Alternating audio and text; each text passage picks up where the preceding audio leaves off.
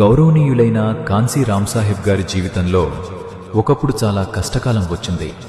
ఢిల్లీలో తీవ్ర చలికాలం ఉండేది. వెచ్చని బట్టలు లేకుండా బయటికి వెళ్లడం కూడా కష్టంగా ఉండేది.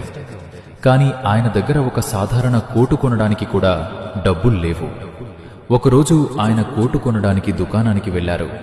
అక్కడ దుకాణదారుడు ఆయనను ఎగతాళి చేస్తూ, "నీకు కొత్త కోటు కొనగల శక్తి లేదు, కావాలంటే శ్మశానానికి వెళ్లి చౌకగా కొనుక్కో" అని అవమానించాడు. ఈ మాటలు ఎవరికైనా బాధ కలిగించేవి. కాని కాన్సీ రాంసాహెబ్ ఆ అవమానాన్ని బలంగా మార్చుకున్నారు.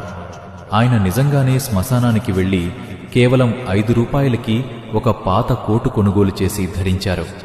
ఆ కోటు కేవలం ఒక వస్త్రం కాదు, అది సమాజంలోని అణగారిన ప్రజల జీవన పోరాటానికి ప్రతీకగా మారింది. ఆ కోటు ధరించి ఆయన సభలు, సమావేశాల్లో పాల్గొంటూ ప్రజల్లో ఆత్మగౌరవాన్ని నింపారు. వారి శక్తిని వారికి తెలియజేశారు. నిద్రాణంగా ఉన్న స్వాభిమానాన్ని మేల్కొలిపారు. ఆ కోటు సాధారణమైనదే కావచ్చు, కానీ దాన్ని ధరించిన వ్యక్తి అసాధారణుడు.